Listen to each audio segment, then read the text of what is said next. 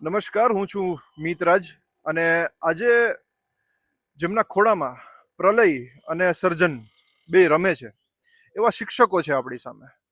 શિક્ષકો એટલે કે જે આપણા બાળકોને આપણા સમાજને ઘડે છે. જ્યારે સમાજના ઘડતર જે વ્યક્તિઓ છે એમનામાં જ અસંતોષ હોય ત્યારે એક જે સમાજની રૂઢિ ચાલતી હોય એમાં ક્યાંક ક્યાંક વિઘ્ન આવે છે. તો શું છે એ પ્રશ્નો એના વિશે આજે વાત કરશી. આપણી પાસે શિક્ષણ સંઘના પ્રમુખ છે. સર, આપનું નામ? દિગ્વિજયસિંહ, પ્રમુખ ગુજરાત રાજ્ય પ્રાથમિક શિક્ષક સંઘ, કાર્યકારી અધ્યક્ષ અખિલ ભારતીય પ્રાથમિક શિક્ષક સંઘ. સર, આજેનું જે પ્રોટેસ્ટ છે, આજે તમે જે આવેદન આપ્યું કલેક્ટરશ્રીને, તો શું છે વિષય એની એક ટૂંકમાં માહિતી ને પછી એની સાથે લાંબી વાર્તા કરશું.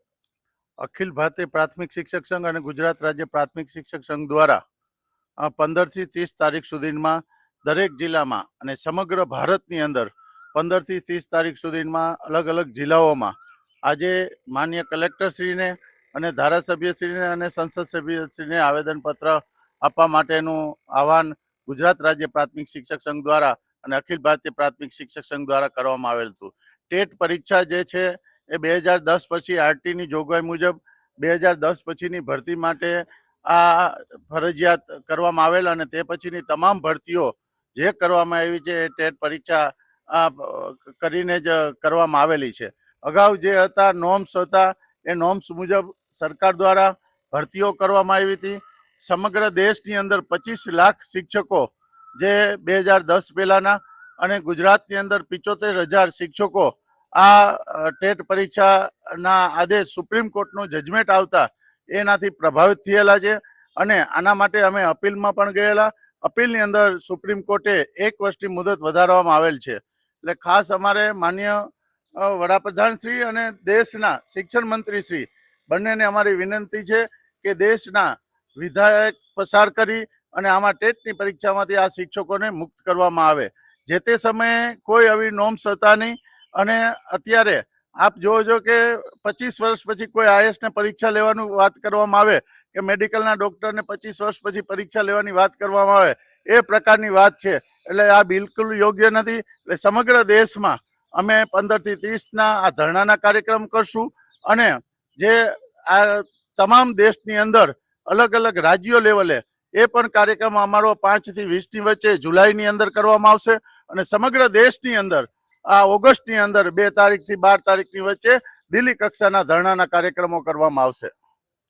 બરાબર છે. અને સર, હવે મને એ કહો કે કેટલી સંખ્યામાં છે એવા શિક્ષકો જે આ નિર્ણયથી અસરગ્રસ્ત થશે? ગુજરાતની અંદર 75,000 શિક્ષકો છે અને સમગ્ર દેશની અંદર 25 લાખ શિક્ષકોને આ અસરથી પ્રભાવિત થાય છે. બરાબર છે. હવે બીજું ખાલી દર્શકોની જાણકારી માટે કહી દઉં કે જે ટેટની વાત કરે છે એ ટેટ છે teachers eligibility test. Am I right? Okay. તો આ ટેસ્ટ છે એ ખાલી આ દર્શકો માટે, તમારો પ્રશ્ન સરખી રીતે દર્શકોને સમજાય એટલા માટે હું ખાલી તમને પૂછું છું કે ટેટની પરીક્ષા હોય શું, આમાં શું પૂછાય અને કેટલી અઘરી હોય? આજે આપ જોવો છો કે હમણાં જ આ ટેટનું રિઝલ્ટ આવ્યું. જે અત્યારે નોકરી માટે પોતે મહેનત કરી પીટીસી કરીને બીએડ ચાલુ અભ્યાસ હોય અને એનો અભ્યાસ કરીને જ્યારે પરીક્ષા આપતા હોય ત્યારે એને 12 થી 14% રિઝલ્ટ આવતું હોય છે. તો આ જે કોર્સ છે, અમારું કામ જે અનુભવના કારણે અમે ભણાવતા હોઈએ છીએ. જે તે સમયે અમારી લાયકાત પીટીસી બીએડ સરકારના નોર્મ્સ મુજબ હતી. આજના અભ્યાસ કે જે તે પરીક્ષાઓ છે એ લેવામાં આવે તો એક બાજુ શિક્ષણ કાર્ય હોય છે, અન્ય પ્રવૃત્તિઓ સાથે જોડાયેલ છે, અનેક કાર્યક્રમ હોય છે. ત્યારે શિક્ષકને ભણાવવાની સાથે જો આવી પરીક્ષાના કારણે માનસિક ત્રાસ કે ટેન્શન આપી અને શિક્ષક શાળાની અંદર પણ સારું કામ ના કરી શકે એ આ પરીક્ષાના કારણે અમારો વિરોધ છે. જે તે સમયે આજે 10 પછી જે સરકારના નોર્મ્સ છે એ પરીક્ષા લઈને જ ભરતી કરવામાં આવે છે. પણ જ્યારે 20 વર્ષ 25 વર્ષ પહેલા ભરતી કરવામાં આવેલી છે એના માટે જ્યારે આ સુપ્રીમ કોર્ટે એક લઘુમતી શાળાની સુપ્રીમ કોર્ટની અંદર મેટર હતી એના કારણે આ જજમેન્ટ આપવામાં આવ્યું હતું. આની અંદર સમગ્ર દેશમાંથી અમે કોર્ટની સામે અપીલમાં પણ ગયા હતા. અપીલમાં આ મેટર કાઢી નાખવામાં આવેલી છે. એટલે અમે સરકારને આ વિનંતી કરી છે. મારી ભરતી 2004ની સાલમાં થઈ હતી, 1/12/2004. ત્યારે સરકારના જેમ પ્રમુખશ્રીએ કીધું દિગ્વિજયસિંહે કે ત્યારે નોર્મ્સ અલગ હતા કે 2 પ્રકારની ભરતી હતી, કે એક પીટીસી બેઝ ઉપર હતી અને એક બીએડ બેઝ ઉપર હતી. તો જે તે વખતે અમારી ભરતી અમારે પીટીસીના ધારા ધોરણ મુજબ લાયકાત પ્રમાણે થઈ હતી, અને જો હવે દિગ્વિજયસિંહ કહે છે કે હવે અચાનક જો આવી રીતે પાછું ફરીથી પરીક્ષા દેવાનું આવે, આજે મારી નોકરીના આજે 23 વર્ષ થઈ ગયા છે, 23 વર્ષ પછી જો આવી ફરીથી પરીક્ષા દેવાનું આવે તો દરેક શિક્ષક માટે એ અઘરું થઈ શકે. એટલે સરકારશ્રી આમાં પુનઃ વિચારણા કરવી જોઈએ. એક આયરોનિકલ સિચ્યુએશન બની જાય છે અત્યારે કે જો આટલા વર્ષોથી આ શિક્ષકો સ્કૂલમાં ભણાવતા અને ત્યાં સુધી એ યોગ્ય હતા જ ભણાવવા માટે, તો પછી હવે કેમ એમની યોગ્યતાની ચકાસણી કરવામાં આવે છે કે અને કેટલી તૈયારી કરવી પડે? એક ટેટની પરીક્ષા માટે પાસ કરવા માટે વ્યક્તિએ કેટલા ટાઈમ વાંચવું પડે તો આ પરીક્ષા પાસ થઈ શકે? એટલે સમય કેટલો લાગે આમનો? રોજ 4 કલાક જેવું તૈયારી કરવી પડે. અચ્છા, કોઈ પણ વિદ્યાર્થી. બરોબર છે. અને તો આ વસ્તુથી તમને જે ભણાવવાનું કામ છે અને તમારી પર્સનલ લાઈફ છે એ બધું ડિસ્ટર્બ થઈ છે. આ સિવાય પેન્શનનો શું પ્રશ્ન છે, એનું શું છે? અમારે 2005 પહેલાના જે શિક્ષકો હતા એ પેલા સમગ્ર ગુજરાતમાં જ ફિક્સ પગારની યોજના હતી. એટલે સમગ્ર દેશની અંદર ફિક્સ પગારની યોજના જે નહોતી, એના કારણે 5 પહેલા અમે લાગી ગયેલા હતા. એટલે 5 પહેલાના જે હતા એની સરકારે, રાજ્ય સરકારે જૂની પેન્શન લાગુ કરી દીધી છે, પણ 5 પછીના જે છે એની અમે અવારનવાર આંદોલનો અમારા ચાલે છે. એમાં અત્યારે NPS માંથી UPS કરેલ છે, પણ અમારી માંગણી એવી છે જે અમારી રકમ કપાય એ પણ પાછી આપવાની નથી. તો અમારી જેમ જૂની પેન્શન યોજના છે 10 પછીના પણ શિક્ષકોને મળે એ માંગણી છે. પછી જ્યારે અત્યારે ટેટ પરીક્ષાની અંદર પણ એવું છે કે જો પરીક્ષા પાસ ના કરે તો એને ઉચ્ચતર નહીં આપવાનું, સર્વિસમાંથી છૂટા કરી દેવાના. એટલે આજે જ્યારે આવી 25 વર્ષ પછી આ સરકાર જ્યારે ઉચ્ચતર માટે અને એને છૂટા કરી દેવા સુધી માટેનું જો આ નિર્ણય લેવાય છે, એટલે અમારા આખા સમગ્ર દેશમાં આનો વિરોધ છે. બરોબર. અને તો આ તો એક એના જેવું થશે, જો આપણે સરકાર બાજુથી જોઈએ તો આ તો પ્રશ્ન એક નિરંતર રહેવાનો છે કે જો માની લ્યો કે આવતા 5 વર્ષ પછી જે નવા શિક્ષકો બીજા આવ્યા છે, જે લોકોએ થોડોક સમય કામ કર્યું છે, એ લોકો પાછા એમ કહેશે કે હવે અમને પણ આ જે પેન્શન સ્કીમ છે જૂની એમાં રાખો. બરોબર. તો આ એક નિરંતર ચાલતું ઓલું છે. તો આના માટે તમને શું લાગે છે કે સરકાર શું કરી શકે અને ક્યાં બંધાયેલી છે?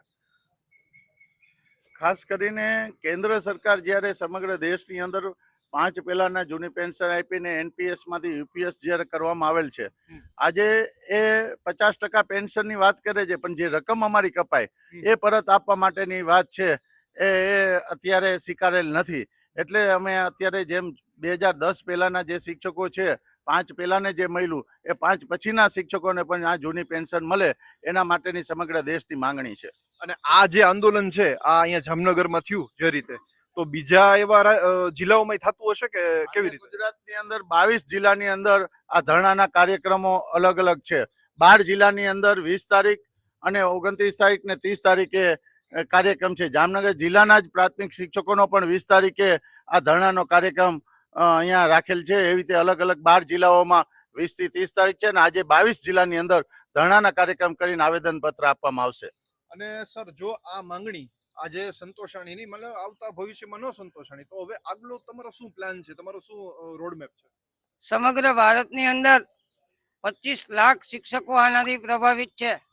સમગ્ર ભારતનું પ્રાથમિક શિક્ષકોનું મોટામાં મોટું યુનિયન અખિલ ભારતીય પ્રાથમિક શિક્ષક સંઘ અને સમગ્ર ભારતની અંદર પ્રાથમિક શિક્ષકોનો જે મોરચો બનેલો છે, એમના દ્વારા સમગ્ર ભારતની અંદર જે કાર્યક્રમો નક્કી થાય છે એ રાજ્ય લેવલે, જિલ્લા લેવલે અને મહાનગરપાલિકા લેવલે આવતા હોય છે.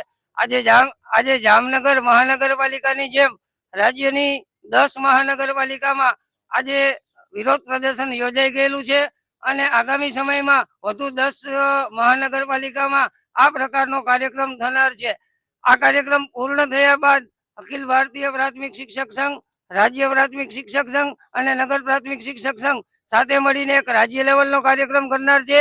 અને ત્યાર પછી આગામી ચોમાસુ સત્ર દરમિયાન સંસદમાં આના માટે થઈને બિલ પસાર કરવામાં આવે એ માટે પ્રયાસો ચાલુ રહેશે. નહીં, મારો પ્રશ્ન તમે ન સમજ્યા. મારો પ્રશ્ન એ છે કે આ તો તમે આજે આંદોલન કર્યું, કલેક્ટરશ્રીને આવેદન આપ્યું ને એ બધું કર્યું, અહીંયા તમે આંદોલન કર્યું, તમારી માંગ રાખી અહીંયા, પણ જો આ વખતે માંગ ન સંતોષાણી તો તમે આગળ આ આંદોલન આવી રીતે જ કરશો કે આનું કોઈ મોટું સ્વરૂપ લેશે કે કેવી રીતે ઉગ્ર આંદોલન કોઈ થશે, શું થશે? એના માટે હું તમને પૂછું છું કે શું ખાસ જ્યારે અત્યારે જિલ્લા લેવલે આવેદન પત્ર આપવાના છે, રાજ્ય લેવલે સમગ્ર રાજ્યમાંથી એ રાજ્ય લેવલે ધરણા કરવામાં આવશે અને પછી પણ સમગ્ર દેશના તમામ રાજ્યોમાં આ એક જ દિવસે ધરણા કરવામાં આવશે અને રાજ્ય લેવલે જો નિર્ણય નહીં લેવામાં આવે, સમગ્ર દેશના શિક્ષકો દિલ્હી ખાતે એકત્રિત થઈ અને જવલત કાર્યક્રમ આપવામાં આવશે.